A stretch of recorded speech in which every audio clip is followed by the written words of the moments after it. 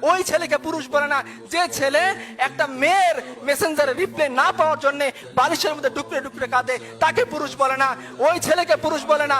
যে ছেলে বিশেষ না হইলে পরে গলায় দড়ি দেওয়ার জন্য চিন্তা করে, ওই ছেলেকে পুরুষ বলে না। ওই ছেলেকে পুরুষ বলে না।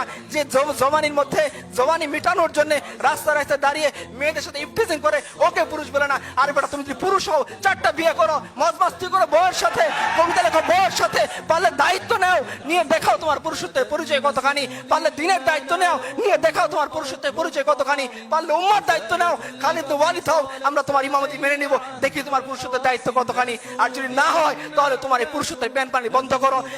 ইতিহাস তোমাকে মনে রাখবে না।